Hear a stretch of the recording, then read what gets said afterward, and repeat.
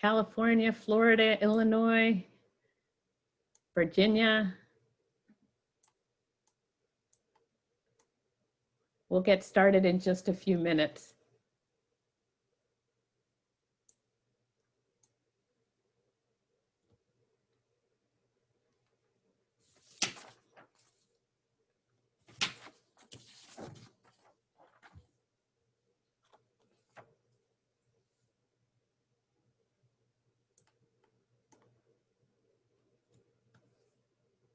Boulder, Colorado, Oxford, Ohio, near where I grew up. Great to see you. Houston, Texas, Tanoia, great to see you. Glad Ohio is well represented. Welcome, everybody. We'll get started in just a few minutes. People are still joining.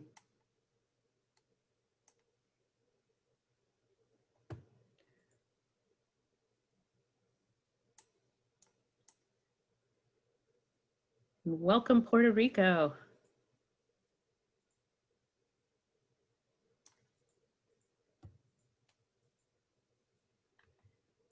And we will get started in another minute.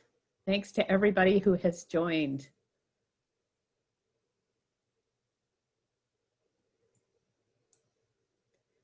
And go ahead and enter your name and organization and where you're zooming in from.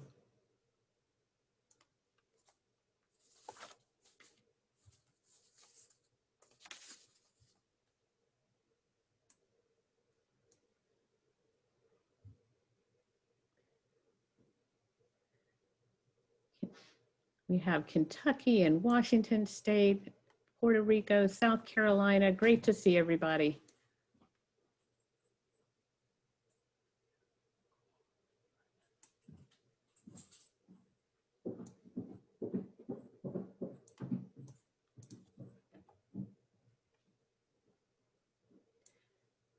Hello, everybody. We're going to go ahead and get started. It's 3 o'clock on the dot, and welcome to today's special pre-conference plenary and webinar.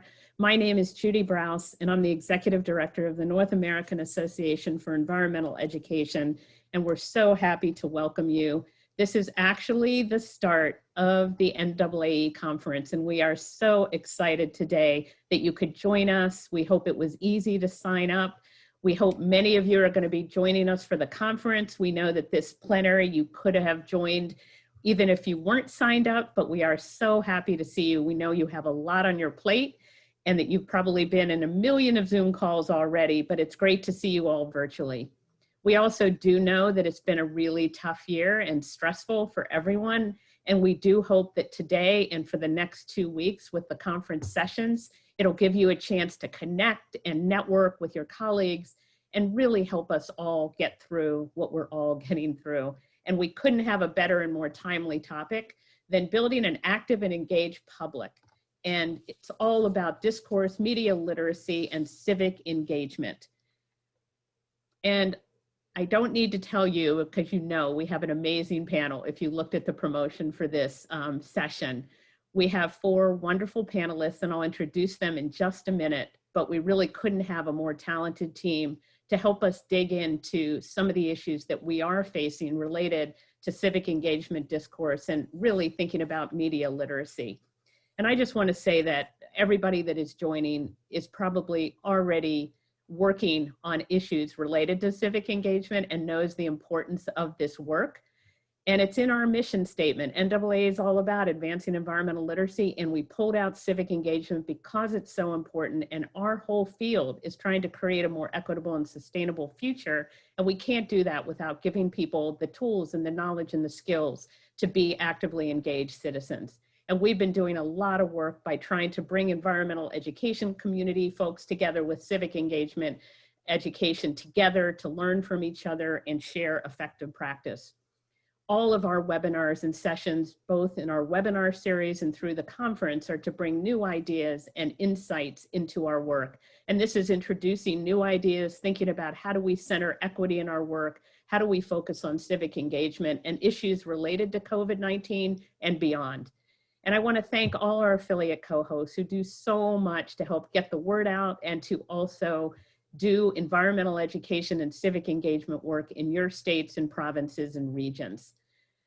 I know I don't need to tell most of you about Zoom, but many of you do use different platforms. I just want you to know you're all muted and you're all, your cameras are turned off, but you can communicate with us in the chat. You can either send a message to all of us panelists, or you can send a message to everyone. And we do encourage you to use the chat, to comment, to send resources through, to also ask any questions that you might have that our panelists can answer at the end. You'll get a copy of the PowerPoint, the recording, and the chat when we're finished. And this is an hour and 15-minute session. We are doing live captioning for anyone who needs help with the audio, and thanks to Kate for doing that for us. I also want to give a big thank you to Anne and Rob for their support. We can always use support on webinars. We all know about technology. Anne is our Director of Professional Development. You'll hear from her in a minute, and manager of E360. And Rob Stewart is our technology guru and will be helping us if we have any issues. So now is the best part of the whole webinar, when we get to introduce our speakers and hear from them. So I'm going to start off first with Dr. Kei Kawashima Ginsburg, who is the Director of CIRCLE, which stands for the Center for Information and Research on Civic Learning and Engagement, and she's at Tufts University.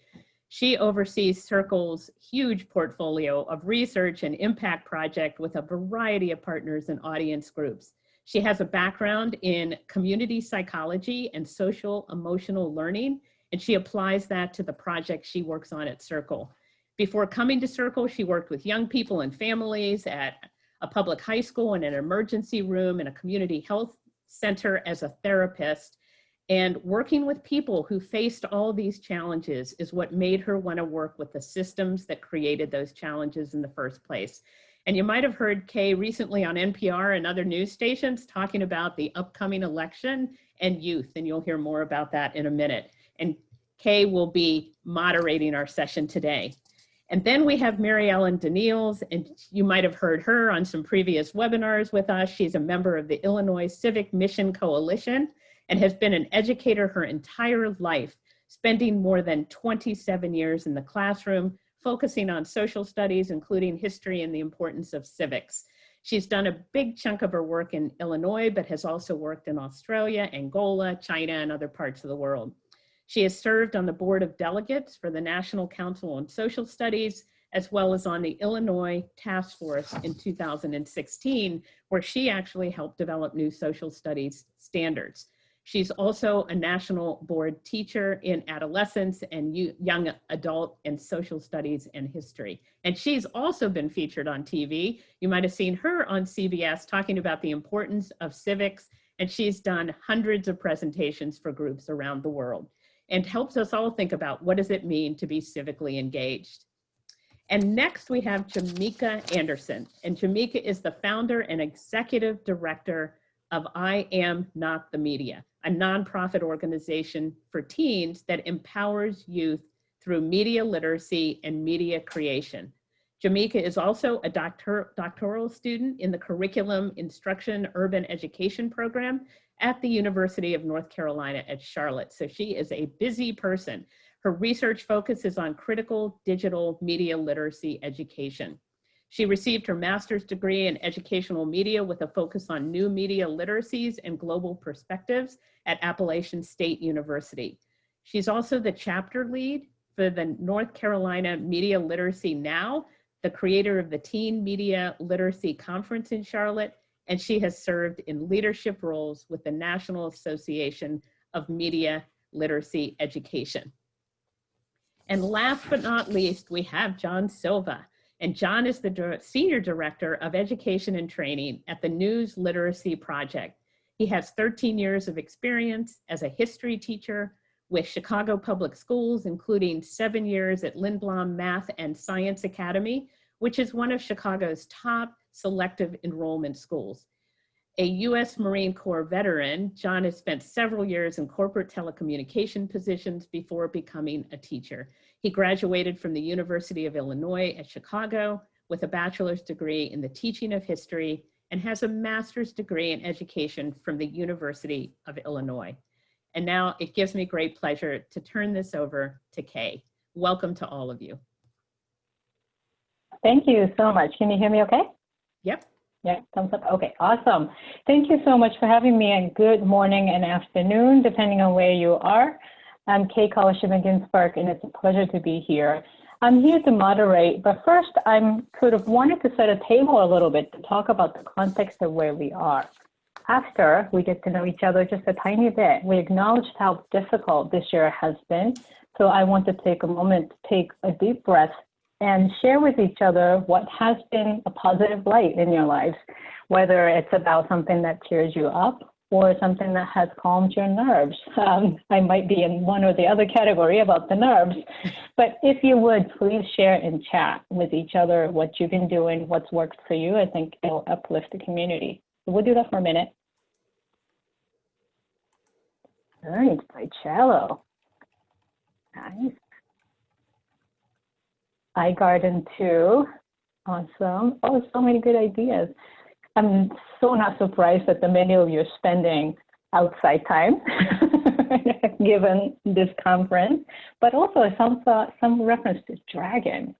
It's going in lightning speed, so I can't quite catch up, but I'm going to really read that later. Dogs and family, gardening with kids, I hear you. Wonderful. Hiking on the bayou. It's great just how wonderful everybody's from everywhere and have different kinds of definition of nature outside of our window and in our backyard. But I really appreciate you all sharing. Thank you so much. So I'm going to go ahead and move on to talk about sort of what we're dealing with here. This is October of 2020, so I cannot have any conversation without really touching upon the idea that election is coming, regardless of whether we want it or not, in less than a month, and Americans are bracing for both the going into it as a process, but also how we're thinking about the outcome. This is also the moment when more and more people, both young and old, are recognizing how politics is truly personal.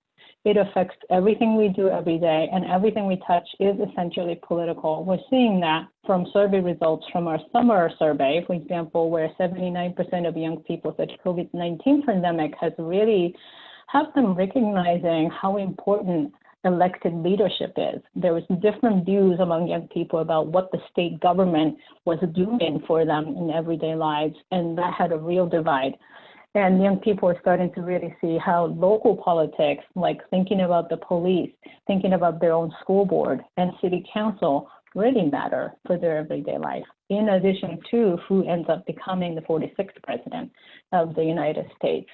The most recent survey that I've been seeing that came out yesterday, literally, is from More in Common here, where they're seeing that 81% of Americans believe that the 2020 election is one of the most important in their lifetimes. And this rate was actually higher among older people who has been through like a lot of elections, 15 elections or something like that.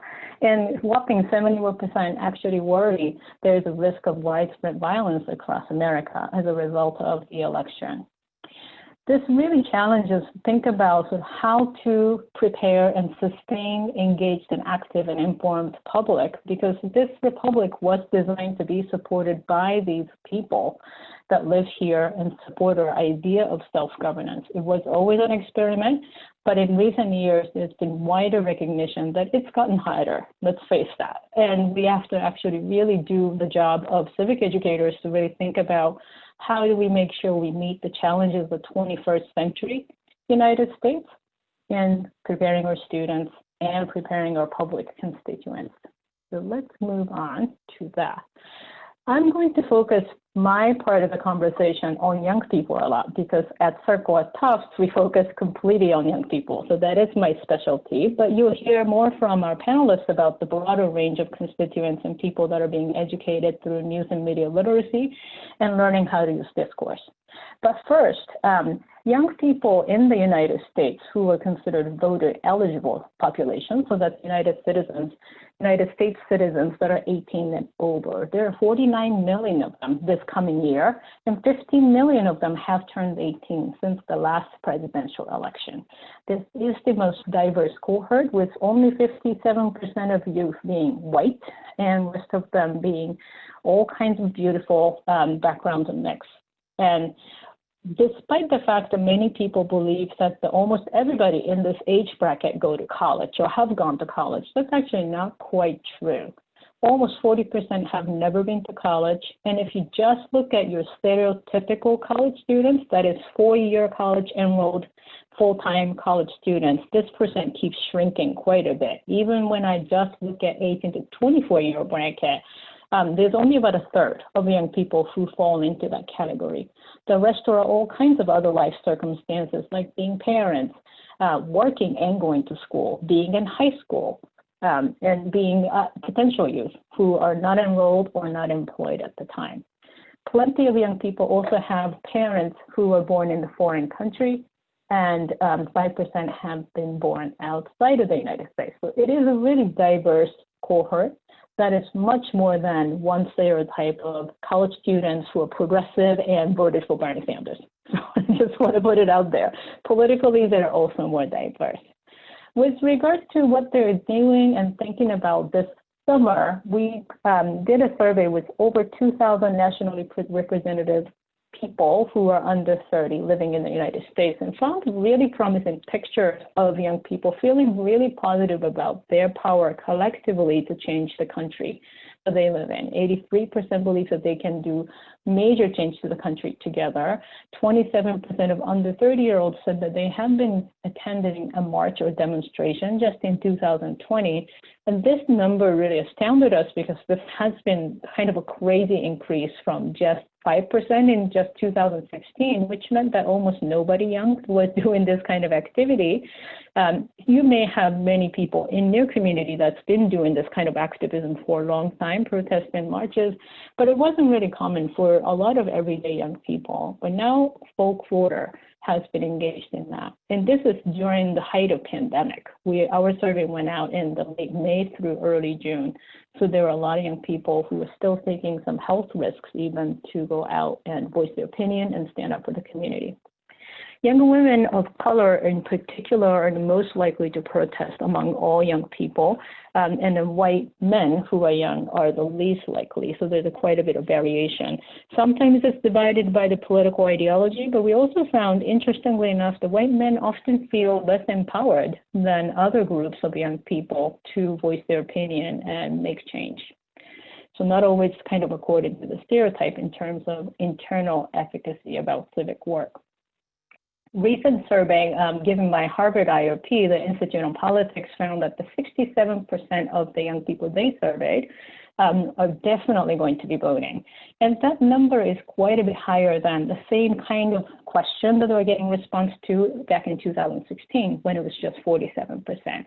So many people are starting to really expect high turnout this year and very active cohort in terms of activism protests. Let's go to the next slide here. All right. And there's some evidence that would suggest that young people would actually make it happen. This is a historical graph looking at the census population data to look at the turnout. The dark blue line is the presidential election over time. Turnout has always been higher for young people in presidential cycle and then much lower in the midterm cycle, which is the light blue line here. What's notable though is that, next slide please, that Gen Z generation, which started to come into age, next slide. Yeah, there you go, the arrow there, actually broke all records of midterm engagement. It's actually even compared to the boomer generation, who touts being the greatest civically engaged generation. Gen Zs really broke that expectation to have a much higher rate of participation. So we're potentially looking at a completely different cohort that sees themselves as ready to go as soon as they turn 18, often doing things very, very highly active way before they're 18. So voting is just one of the things they do. So what do they care about? We talk a bit about how a very good pathway into civic engagement for young people is issues. What do they care about in their everyday life is a really good entry point for even elementary students. But all the way to high school and young adulthood, they often enter into civic work by caring about things that are happening in their lives directly. So we asked about the issues that would affect their vote for a presidential candidate coming fall. And nationally and across the population of all young people we looked at, environment and climate issue was actually, by close proximity, #1 issue, to be picked by 13% of young people as their #1 issue. The #2 and #3 in those ranks were racism and healthcare access and affordability for family. Racism, though, however, when we talk to young people, tends to be really an overarching issue that underlay and intersect with all kinds of issues that they care about. So they care about climate change, but they also care about how the climate change is affecting different populations and communities differently. And they want to work on that, not just to say we have to stop climate change. So it has really taken on a racial justice lens for many activists, especially on the progressive side, to really talk about that as an intersectional issue. Now, when you look at the population of young people by race, there is minor differences in what's ranked highest by group. So for example, for Asian and white youth, environment and climate issue was very high on their mind. Whereas for African American youth, this ranked 4th, the climate and environment. Instead, racism and policing for community of color in particular ranked 1st and 2nd, followed by the healthcare. For Latinx young people, this was 3rd. So that was a little bit different. And then only the white young people talked about getting back to normal after coronavirus as the top 3 issues. Some minor differences here.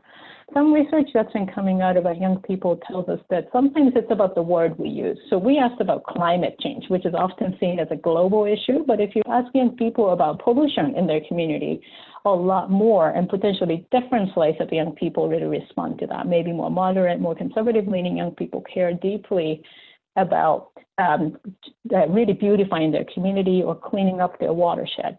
So there's different ways to approach the same overall issue, but always localized. Now, one thing that's really been striking among young people is that there is such a strong commitment about environment cause. So this is coming from a study that came out recently from Snapchat. We helped with analysis of the data, but they also did more research, and this came from their interviews of young people directly. One person is a conservative person from North Carolina, another is a liberal person from Florida. You can see that both of them mention environmental causes or climate change as an imminent issue that affects their generation and that they want to work on. So there is some real commitment to sustaining the planet, making sure there's justice in everything they do. And that seems to really cross partisan ideology and what they believe for other issues. Let's go to the next slide here. Now, speaking of how they're going to be engaged this year and whether marching and protesting can actually replace voting in election, I get this question, so I feel like I have to address it in some ways. People often say, well, if they're on the street, are they going to refuse to vote? And this often comes from kind of a doubt about young people, and the young people also often overlooked when it comes to actually contributing a lot of the electoral and more sort of mainstream civic engagement activities. And we see the same.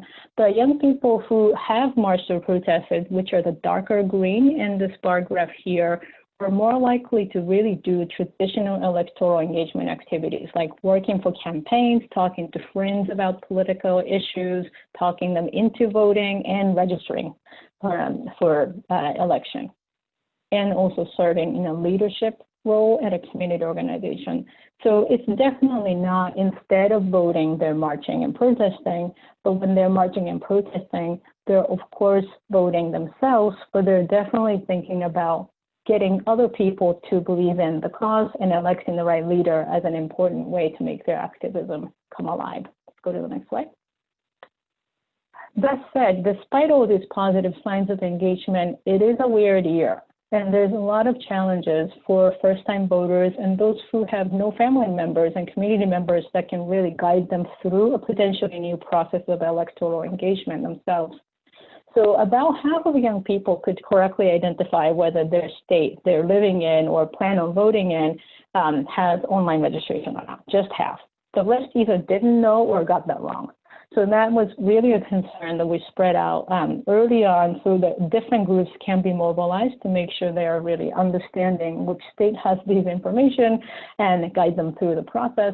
And just a quarter of young people had ever voted by mail. And we also knew more anecdotally from our younger staff, not everybody knows how to use stamp. So again, these are the kind of gaps that we saw, especially in certain states where it had been requiring to have excuse for absentee voting.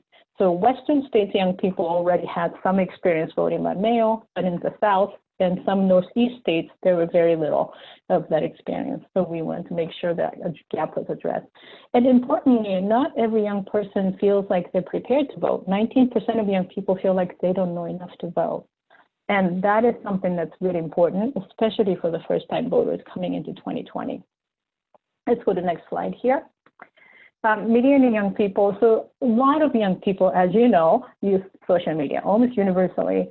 But 60% of Gen Zs today say, that's under 24-year-old, say that they feel more represented when they create media and content about politics and social issues. So instead of just consuming what's on the social media as news and information, young people are using social media as a way to express their voice, express who they are politically, instead of just thinking about that as a way to decorate themselves, or a way to kind of talk about anything.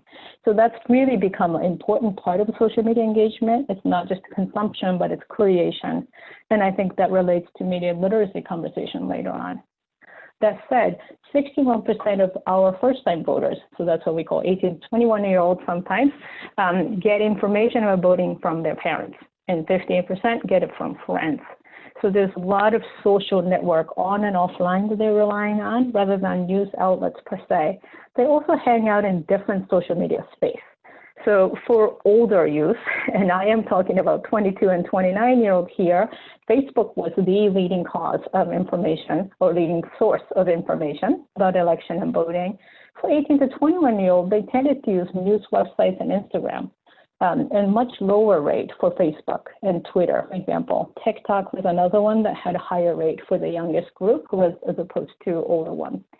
And yet about a third of young people still say that they're scared of expressing their opinions and voice through social media and media creation because they don't feel like they don't know enough. So you're starting to hear me say that there are some people that we're leaving behind because they really think they don't qualify to have a voice. They don't qualify to vote, right? That sounds silly, but that is what we're hearing. So let's go to the next slide here. It's just to show more information about the rates of people that are saying they're using, getting information from a variety of sources. One thing I'll flag is that TikTok, Snapchat, and Instagram are much more popular among the youngest voters. You can sort of guess a little bit about why that may be, right? Those three tend to be actually more visual form of media compared to the other ones, say like Twitter and Facebook, where you're sort of writing a lot of things. So there's maybe some things that our panelists can say about that. And lastly, the radio snail mail and radio are less frequently used than others. Okay. So there's a lot of kind of fear about whether we're in a news literacy crisis. So I'll present you with just a couple of statistics to think about. A big study found that 2/3 of students couldn't tell the difference between news stories and sponsored content. 96% didn't think that the sponsored or tie between climate change website and fossil fuel industry had anything to do with the credibility of the website. And the students in this particular study performed 6 different tasks, and 90% of students, middle school, high school, and college students, scored 0 on these tasks, which is kind of astounding.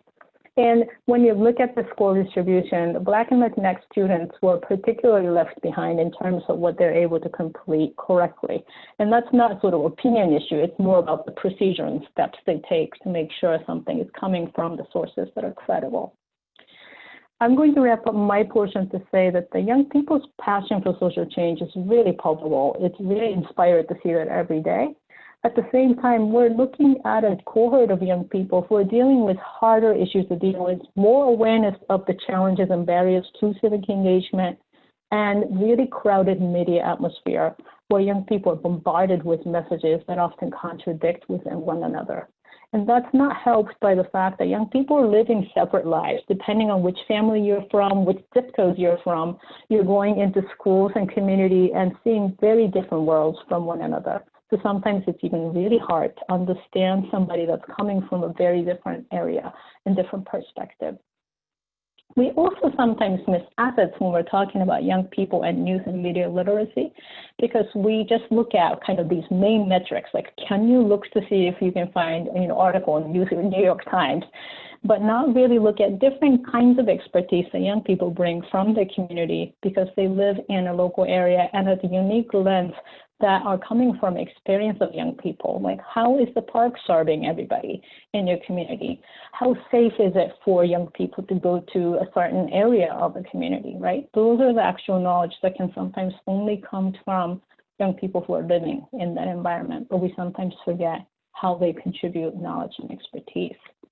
So with that, we have a wonderful panel, Mary Ellen, Jamika, and John, where I'm going to be learning quite a bit about really exactly what is news and media literacy, how is discourse related to these two things, how do we use it, and importantly, they're going to be sharing the kind of best practices that's worked in their own context, in their practices, so that you have something to take home with you, and then hopefully have plenty of time to answer your question. So let's move on to the panel here. All right. So I'm going to ask Jamika first, just to open us up a little bit about how the terms media and news literacy are defined in the practice area that you are in. Do you want to start, Jamika? Yes, can you hear me? Awesome. So I'm so sorry, am I defining media literacy or am I going into the work that I do specifically? No, I want to actually start with just defining the terms, so not those yet. Yeah. Okay, sounds good. So in regards to defining media literacy and news literacy, because there's a lot of conversation in regards to what is the difference between these terms? How are they connected?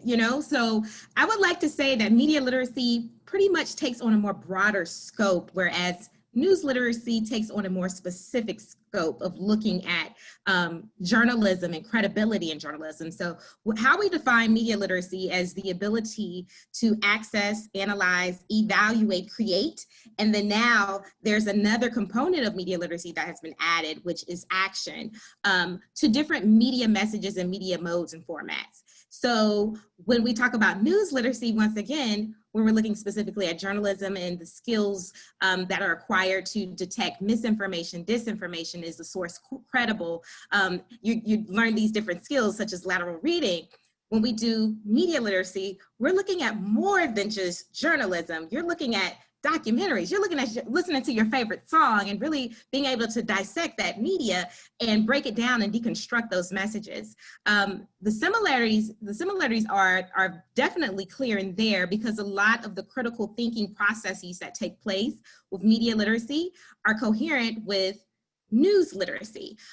There's a framework that I like to utilize that was constructed by Kellner and Scher, and is also available in one of their new pieces of work that they have published on critical media literacy and education. But there's a framework for conceptual understandings and questions, where basically you're asking questions when you're engaging with media, such as who created this content, whose voices are represented, what is the perspective, what is the point of view, how is it connected to politics? And a lot of the processes that are taking place when engaging in those question asking processes are the same in alignment when you're engaging with news literacy, such as who created this source, when was it created, is asking these questions to determine its credibility. So those are the similarities, but once again, media literacy takes more of a broader scope. It takes more of a larger abstract view, even a view to the stance of we can be considered media ourselves because we deliver information and entertainment. And that's when it gets kind of it gets kind of deep when we break it down that way to students. That's great. And it sounds like there's, in both disciplines, whether you call it a discipline or both practice areas, there's a lot of critical thinking going on. And John, maybe you can comment a little bit on like how news literacy in particular to create or develop critical thinking, and like how you respond to the Stanford study that showed quite a lack of that. Yeah, the Stanford study and some of the follow-up work that has been done as a result was a real wake-up call for educators in general, but also those of us that are in the news literacy field. With news literacy, when we're talking about what we try to teach young people, it is one primary goal is about determining credibility of information, and prioritizing sources of information that are trying to inform us, particularly from journalists and news organizations that follow what we call the standards of quality journalism, right? We're looking for, authoritative fact-based journalism that follows those standards so that we can know that we're being reliably informed.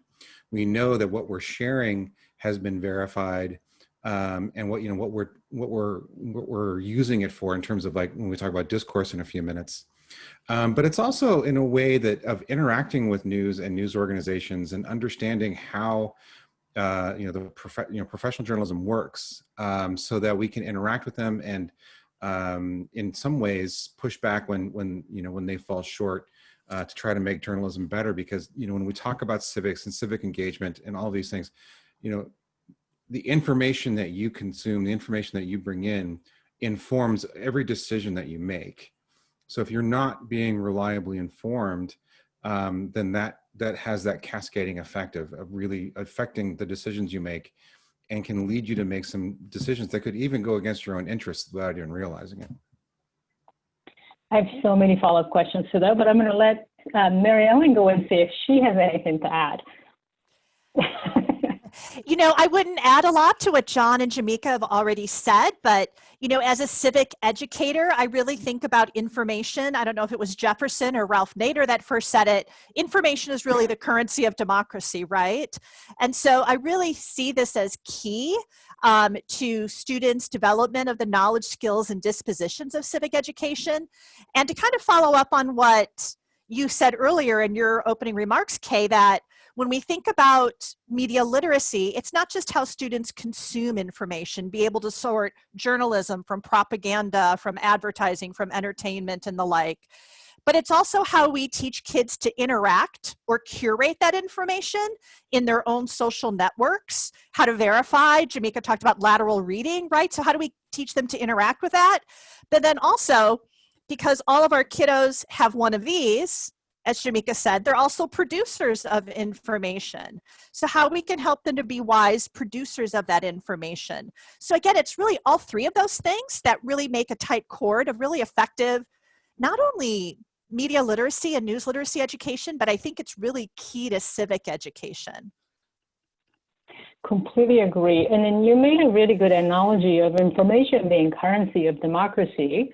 And currency is exchanged, right? So let's talk about discourse a little bit. Can you define it first and then talk about how it's used as a tool in democracy, Mary Ellen? Sure. So, when I think about civil discourse, I think about all of the critical conversations we have, not only in civics, but in environmental education, really across our disciplines, on the essential question that Paula McAvoy and Diana Hess bring up in their book about civil discourse, the essential question of how should we live together? No matter what we teach, we're engaging students in an inquiry of that essential question, how should we live together?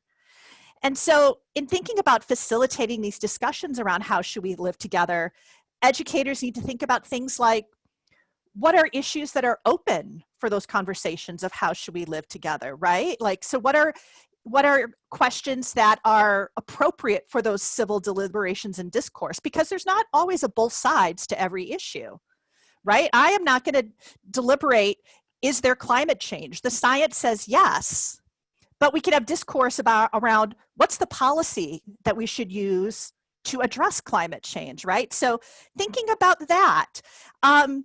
Also, how to promote understanding of complex texts, to enter those into the dialogue and discussion. That's an element of discourse. And that's not only written text, but as Jamika talked about, often it's visual texts. And also, we can't forget the pathos, the lived experiences our students bring to the table. They have unique expertise that many of us do not. Our old timers that are on Facebook, as we talked about in the chat box, right? And also how we can use these conversations to promote empathy and understanding across differences and consideration of multiple perspectives. So when I think about discourse and civil discourse, I really think about all of those things, about we as teachers, we send critical messages to students about power, identity, justice, simply by what we enter into our curriculum, about the space we create in our classrooms to have these conversations. All of us are civics teachers when it comes down to it. And so all of us need to make room to have this sort of discourse in our classroom so that we do empower the youngest members of our community, because citizenship doesn't start at 18. They're all members of their community now, to really have these conversations, to address these issues of polarization, disengagement, that your statistics sort of, laid out. And I think youth are the promise to really make those changes. So those are some of the ways I think about discourse. Thanks. Thank you. Really appreciate that. And maybe I'll ask a really quick follow-up question that any of you can answer. So sometimes I think discourse is seen as like political, and I think sometimes the teachers are very scared of going into discourse. But I think news literacy, for example, is seen as like less political somehow. John, have you encountered sort of, I'm assuming you try to use both, right? Students still exchange information, think and critically evaluate information, have discourse about it. Have you ever encountered barriers with educators who said it's okay to, learn how to consume information, but not the discourse, or vice versa? I think in general, especially in the last several years with the political climate we have, that educators in general are very wary of trying to talk about current events in their classrooms. But I think that when we talk about it with them and we approach it from two important ways. First is that we often conflate discourse with debate. And we have to push past that to understand that, debate is about winning and losing, whereas discourse, as, Marianne described, is about exchanging ideas. The other is that when we talk about news literacy, we want to focus on news rather than opinion pieces and propaganda and misinformation and the like.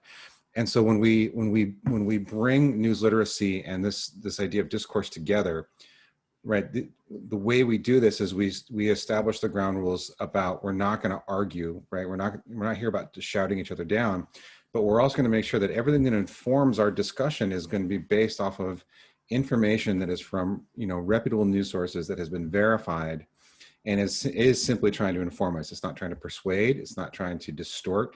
It's not trying to provoke emotional reaction. And so when we can establish that type of a climate, that makes those discussions about current events significantly easier, because then we're doing it from a hopefully a nonpartisan perspective. That's great. As I said earlier, I think almost everything's political as somebody that studies politics. So what if, some communities consider major news outlets as not neutral, and maybe excludes communities of color historically, or, exclude young people historically? So I'm assuming that educators have this big job of setting up a climate to begin with, so that these honest conversations can be had about even how young people feel about certain major news outlets. Jamika, do you have anything to say about that, about kind of setting climate and community? Yes, I think that one of the key things that we must consider as an educator is the importance of creating these dialogic safe spaces with engaging with discourse. And I think one of the key components to doing that, which is one of the centered pieces of media literacy, is these dialogic spaces can serve as counter spaces for those populations that have been marginalized and underrepresented in the media, or underserved with politics. And so there's this essential component associated with making sure that these spaces allow for you to contribute. And so one of the main focuses of creating a dialogic space with talking about timely yet vital content that needs to be brought to the table with youth is more so allowing them to question, and allowing you to create the space that it's okay to question. You know what I mean? So one, let's just go ahead and frame it. What type of discourse do you engage in? What type of discourse do you seek when we're looking at it in the mindset of of ideas and information, and how has these forms of discourse impacted our lives. This is creating a dialogic space for us just to really have conversation, and it creates the opportunity for them to really critically assess discourse, media, news, information, everything that they're consuming and engaging in. But then it creates also a space for participation with youth. So I think that educators have to look at it as, this is not the opportunity for you to say this is what it is and this is how it is. This is just the opportunity to create a space for open conversation and dialogue for students to participate. Let them tell, let them share. So that's the key component, I would say, for educators to consider.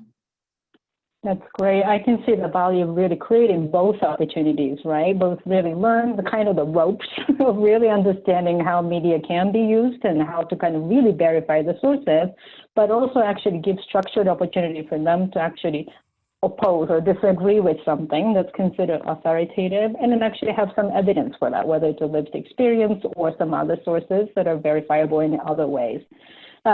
I'm going to move in for you to now talk about kind of sharing what your practices are, but there's an interesting question on the Q&A. So I'm going to actually mention that and ask you to keep this in mind. So I think it's a really thorny issue, which is that sometimes our leadership can be seen as somebody that's presenting propaganda. And I have young kids who are all in like elementary and middle school, 3 of them. And of course, they say president or anybody elected as like role model, right? So how do you try to kind of navigate the idea of, you know, young people really trying to love their community and their country, which is all really understandable things, while building that critical mindset, right? That's a tension of how do you support leadership and the governance we have and be good citizen, as many young people are taught in early grade especially, while they may have really conflicted feelings inside, right? I live in a really highly immigrant-dominant community. My kids see their friends being sent back to wherever they're from, whatever that means, right? Really sad. But they have a hard time kind of verbalizing how to question that leadership because it's president. We have these conversations at home, but I understand that not every parent is comfortable having these conversations. So how do media and youth literacy and discourse in these structured educational settings support that? So while you talk about that, please think about that and maybe share how to kind of solve that problem. Jamika, since you have some slides, why don't you start by talking about your work and then maybe share some of the practices?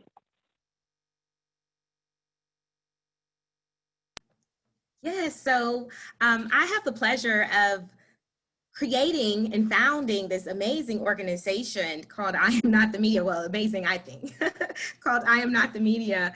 I've been doing this work for 9 years with an amazing team. And what we do is we provide outreach-based programs that teach media literacy and media creation to teens. And also it creates the space for advocacy, to encourage them to engage in self-advocacy by utilizing media.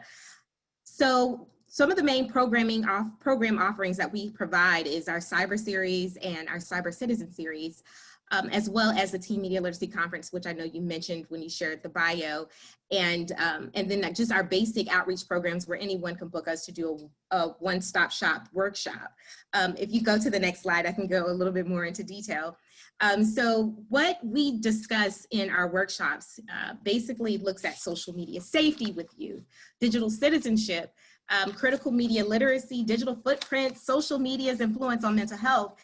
And once again, I know I spoke about dialogic spaces with media literacy, but that's the core essential value that we hold dear when we engage in workshops with youth, is we allow them to create the space to share how media is impacting their lives and frame our discussions based off of that, along with providing them with the information and knowledge for them to apply through the media creation activities that we do. If you move to the next slide. So these are some examples of how we employ media creation with the students. So while they're learning and they're engaging, like you said, I love when you shared that, Kay, when you said media creation is very important for them. And I think that that's one of the things that is what has made social media and new media so viable in today's society, is because that consumer and creator audience and entertainer relationship has evolved from the traditional media. So now we have community in social media. Now we have a space for relationship building. And also there's liberatory practices that can be associated with the creation processes with youth in social media. So these are examples of social media campaigns that our students have created to, one, share with their peers, the community, and others on how social media has impacted their lives. So these are some examples just for you to look at on how social media addiction and device addictions, and them acknowledging these are some of the things we're experiencing, and these are things that you maybe should consider as well.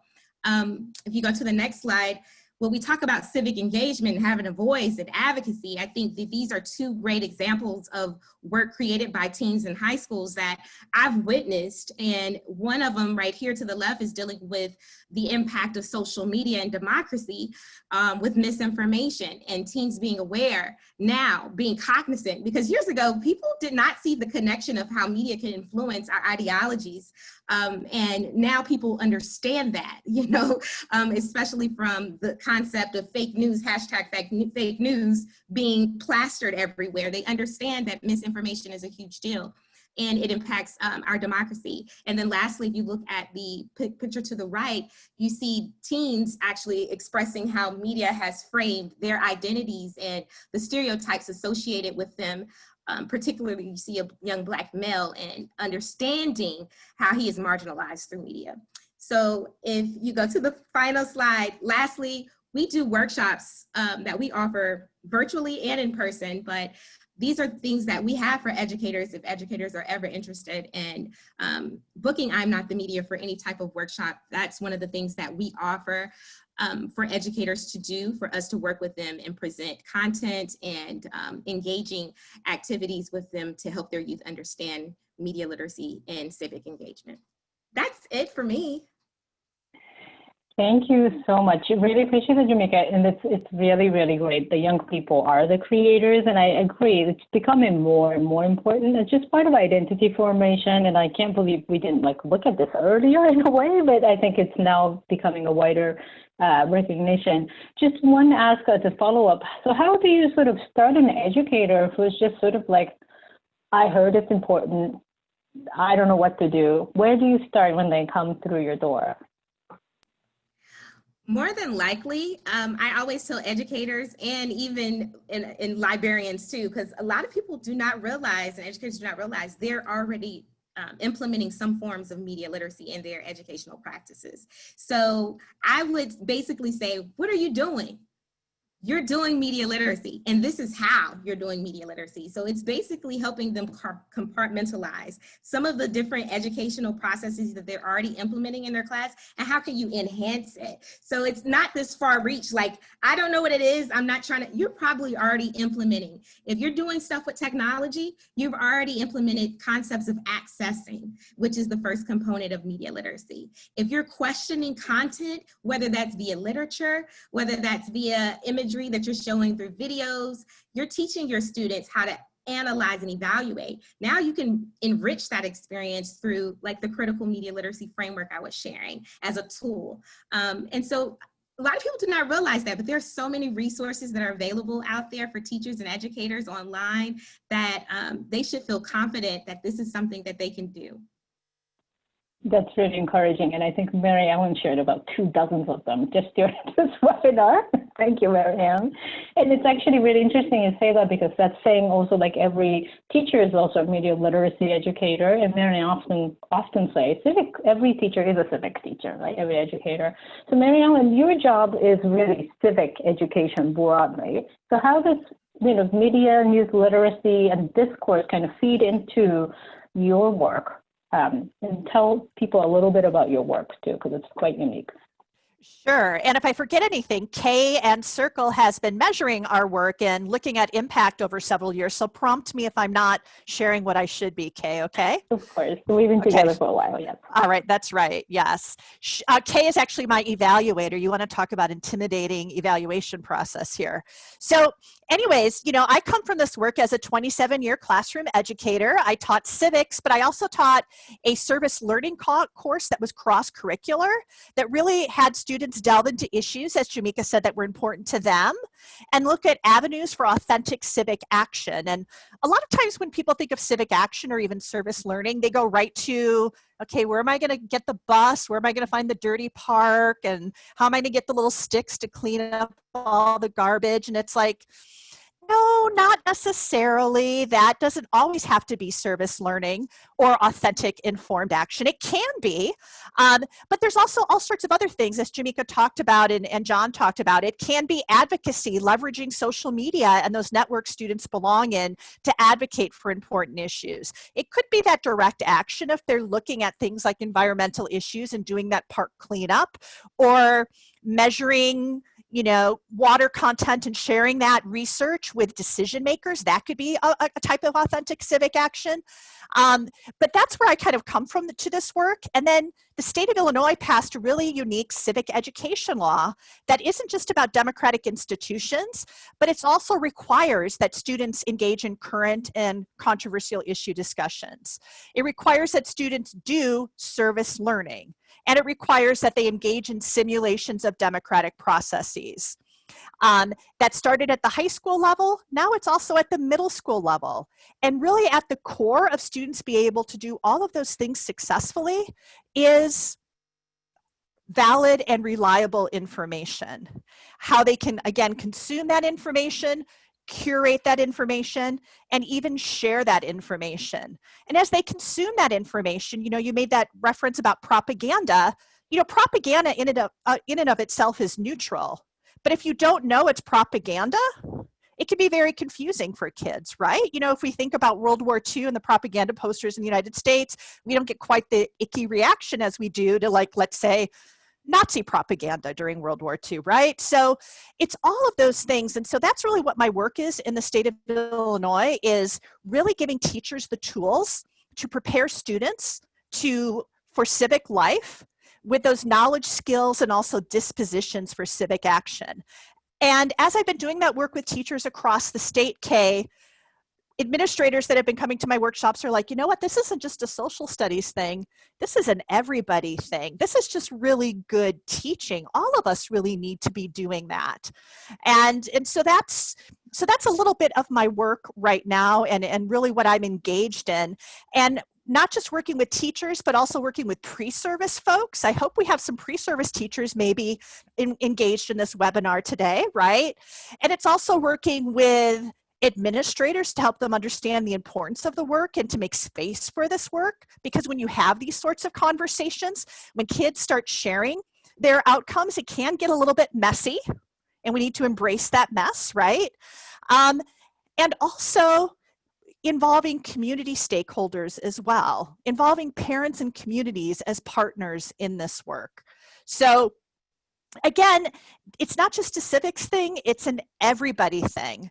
So that's a little bit about what I'm thinking about with my work with civic education in Illinois. Yeah, that's a great point. And folks might want to jump in because I think it is a community education, right? Without sort of having administrator or parents or, influential community blogger who can endorse this effort. It's like, yeah, young people are, learning how to do that. And I think I kind of made me think about how young people are just trying something out too. So sometimes some of the media young people might produce may not be exactly what you want to see, but then you kind of need to support them through the process. But I do wonder about sort of, I come from a positive youth development world where social and emotional development is very important. And I do observe that sometimes it's really overwhelming to just try to have to sort through all this information. And I'm fairly educated. And I do wonder what it's like to be 15 right now and then be bombarded with all these things they need to know, all these procedures they have to take. So how do you provide that kind of support, or what do you tell teachers, like how to do that well? Is that addressed to me? Oh, anybody can answer, but it's with you.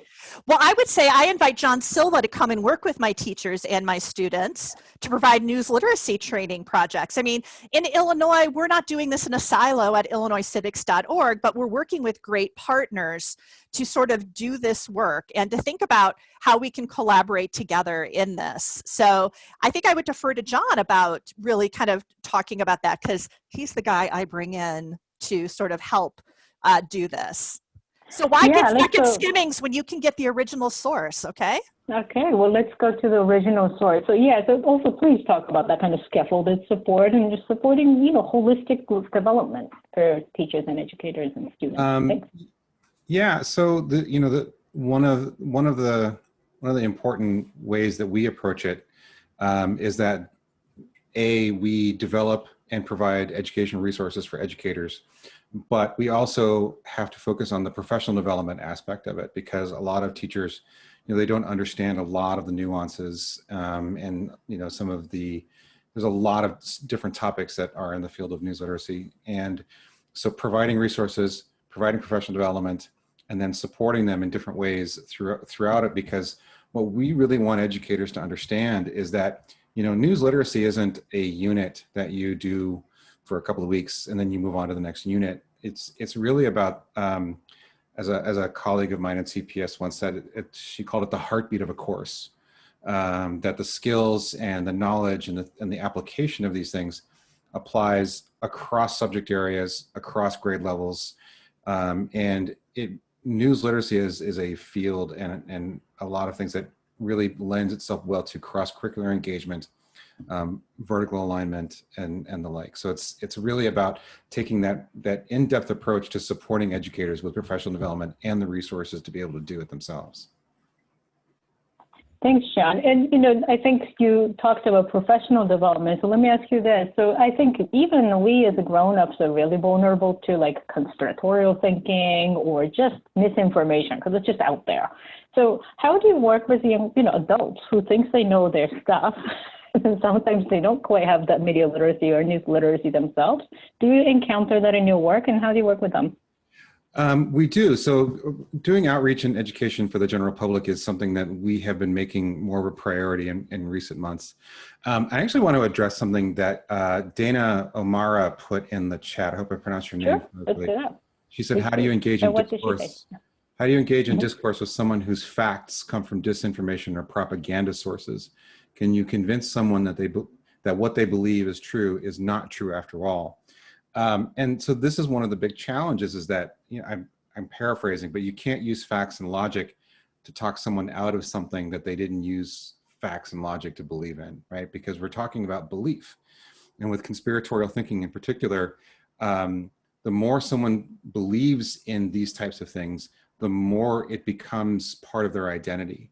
And trying to talk to people about things like that who have these strong beliefs that they feel that it's true, they know that it's true, but they don't use reliable sources to do it. In fact, they turn them around. So what we try to do is take the approach that we will provide the resources. We will partner with other organizations in doing some outreach. For example, tomorrow evening I'm doing a talk with the Dover, Massachusetts Town Library about news literacy. And so we try to do some of those things, but more importantly, we're putting things out there for adults to find and read and activities for them to do themselves, right? Adults are often very independent learners. They don't want someone like me simply, teaching them through a computer screen. They sort of need to be led through their own independent course of study, looking at different types of resources and then coming to those conclusions themselves. But the axiom, you can lead them to water, but you can't make them drink. So it's really it's a really difficult challenge, but one that we are really excited to try to take on. If I could interject just for a minute. I was kind of going back to this idea of discourse and also news literacy and how it's really important, as Jamika really pointed out in her very passionate presentation that energized me, is it's really engaging student voice in creating norms for this work. And I think it's creating norms not just for discourse. What does a really great dialogue look like, feel like, sound like? Kids know, they can define it. They can come up with those norms of interaction, and then they have ownership for it.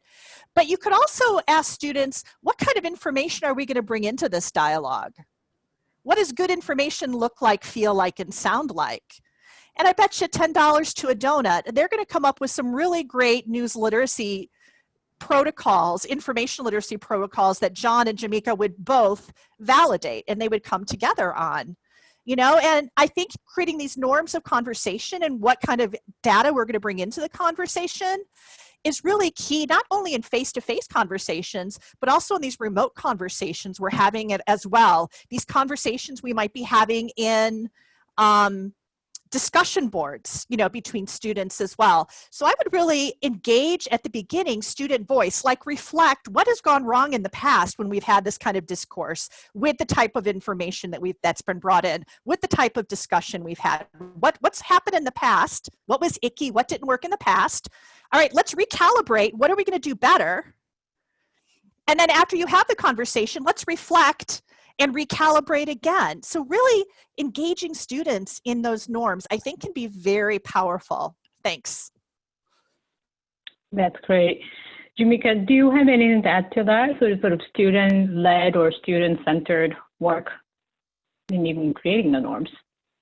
Definitely. I think that one of the most powerful pieces to that creation aspect is specifically working with marginalized youth, is it creates that opportunity to create counter narratives. So, there's there's this great quote that Shamanda Nadichi says about the single story that I live by, but there's this need for us to really move past the single story when we're looking at who's represented in the media, who's not represented in the media. And I think that what social media has created with this community and this opportunity to contribute to media creation with youth is the opportunity for counter narratives to be constructed by them. And so even that's what I think is so powerful when I showed you all those images, for you to know that those were created by teens. I think that was what's so moving, is because they're contributing to this space, new narratives, new ways of thinking about who they are and who they see themselves to be in this world and the things that are passionate to them. And so that's why I think critical media literacy is so important, and social media culminating with that creates many affordances. It's almost like social media has given breath to media literacy, so to speak. And Thank you for that. There's a really interesting and compelling question in the chat, so I'm going to ask you all to address that, which is that, somebody's trying to buy-in or get buy-in from supervisor about how is this more important than all these other literacies. So do you have any tips about getting a buy-in from a community or supervisor or your higher ups if you're trying to implement this kind of wonderful education? Anyone?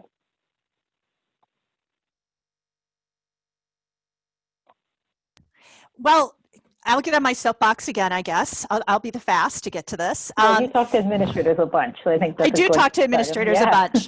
I think when you talk about information literacy and discourse, I bet you, again, $10 to a donut, if you looked at any school's mission statement, there's something in there about its civic mission and its obligation to the community. I bet there's something in there about an informed and engaged individual that they are trying to cultivate in their school. So I often go right back to that mission statement and say, how are you embodying this mission statement that we've all agreed upon of, again, going back to the essential question, how should we live together? And I think also when you put civics and discourse and news literacy in the middle, when you do that sort of thing, you're probably addressing a lot of the school improvement initiatives that we're all being asked to do anyways, like the Danielson Framework for Effective Teaching or social emotional learning. When you put student voice in the center, you're getting at restorative justice practices as well, right? So I think these civic dispositions that we're talking about aren't something being added to the plate, but it is the plate by which we do these other things that we're being asked to do in school. Thanks. I think that was so helpful. Other ideas or other things that works in your own experiences, folks? And, audience is also welcome to share it over chat too, if you want to. I've seen, maybe administrators writing a letter, for example, but I do love that kind of using the media literacy thing kind of backward, like you said this before, here's the source. Now let's go with that. So there's been really good questions here. Judy or Anne, do you have anything you want to uplift, particularly for the EE community? Thanks, Kay, and what a great discussion, everyone. We could keep listening to this. One question that came in early was, what do you do when just by bringing up an issue, and I think Mary Ellen, you've addressed this before, like climate change, looks at that some people would look at that as indoctrination. How would you deal with that when the issue needs to be talked about? And any of you, any thoughts on that? I think that faculty and teachers need to have a conversation. And we talked about this when I did the webinar with you folks in the summer about what is an open issue and what's a closed issue for us. And again, you know, I don't even think I would give space to a debate about climate change. Is it happening or not? I just wouldn't. Just like I wouldn't have a discussion of slavery, good or bad, Holocaust, happen or not. Like, no, this is a settled issue. Japanese internment, good or bad? No, settled, bad, right? But when we talk about the policy around these issues, like what should we do to address climate change? If you frame it that way, there's a range from the left or right about issues of climate change. There's, you know, people from the left and the right about what do we do about carbon emissions? You know, some want to tax it, some want to do, you know, other more proactive things to get at the root cause of it. So I think you need to have those conversations as a staff to sort of come to a consensus, like what is an open issue for us? And why is this open? And that's not just with teachers, but that's with your administration as well. So if they get those phone calls, they know how to address it. I'd love to hear what John and Jamika have to say. John is unmuted, so I think he has something to say. You know, when I think about conversations like this about, you know, curriculum, you know, can we teach this? Should we teach this? How should we teach this? You know, I kind of think of the old phrase, you know, all politics are local. I think in a lot of ways, all curriculum is local in really important ways. So sometimes all it takes is like one or two teachers to start having a conversation amongst themselves, bring in other colleagues and departments across other subject areas. And sort of it needs to come from the classroom in a lot of ways. You know, I think we worry about administrators, we worry about, you know, district personnel and state mandates and whatnot, but in a lot of ways, you know, educators are the ones that make decisions about what they teach and how they teach it. And I think that's how we bring this in. And once we start doing it, and then we start seeing the results of how the students react to it and the gains that we get, you know, then we can continue to expand it. You know, this is the type of thing that absolutely comes from educators in the classroom. And that's how we make this change, is that teachers, they do it well, they see the results, and then other teachers want to replicate it and expand on it. This has been such a fantastic conversation. How about one last question? And let's, Kay, you have one. And Anne, I don't know if you've got a great one. I just want to mention that Dillafruz asked about sharing any studies of youth that address how they tease out and deal with the nuances of how politics is not a single issue. You've dealt with this before, but if you have any ideas to put into the chat, that would be great. And Anne, I'll just see, do you have anything pressing before we go to the close and we thank this amazing group? Just one more question that we didn't get to that came out earlier is, you know, folks are talking about discourse in the classroom and how difficult that is. But Ray McIntyre mentioned that particularly now with virtual learning and classroom learning happening online, does someone want to address some of the specific challenges that you're seeing related to trying to teach this content in a virtual setting? Jump in. Recently, I actually just published an article with a colleague that focused on this group called Digitally Foreign Learners. I think what has happened as a result of COVID-19, I think that we thought that we could do like a quick fix to everything by just giving kids access to technology devices and like, bam, now get on and let's learn, right? And we realized that that wasn't the case. And what happened is, although these students, a lot of these students, specifically marginalized populations, because, you know, we're talking about conversations and connecting environmental justice and social justice issues because they're super interconnected. You know, technology deserts are usually the same populations influenced by that are those that are influenced by technology access, technology deserts, and things of that nature. But how has this really impacted these students that just handing them devices isn't the end all be all solution? They're impacted in many ways. So what we've learned and what we've seen is that there's a population of students that are not accustomed to engaging in academic learning in informative ways with technology in the home. They may be engaging with technology through social media and entertainment, but they're not accustomed to it for learning and engaging in academic information sharing, receiving in the home for remote learning. And so with these challenges, we had to look at it as an ability factor. So I've actually had to work with educators and organizations to understand that this is not just a motivation issue, students not logging in. This is an ability issue, because not only are they not accustomed to that, they also have parents that may not be accustomed to engaging with technology just because of the lack of accessibility. And so that inequity is now impacting their education. So I think from this situation, we've seen the need for policy to extend even beyond what do we need to do now to understand that technology is a utility? It's a necessity for survival now. So that's the conversation that I think has pretty much come on the table as a result of this. Thank you, Jamika. Any last words from any of you before we close out? Any last thoughts? Such a great, rich discussion. We're all civic educators. We need to think about student voice. We have to counter narratives and the single stories. So much great information. So thank you all so much. And Anne, I'm going to turn it over to you to close us out. Thank you. Thank you so much to all of our panelists. There was so much amazing conversation happening in the chatter. What a great discussion. I just want to take our final moments together to just go over a couple of announcements.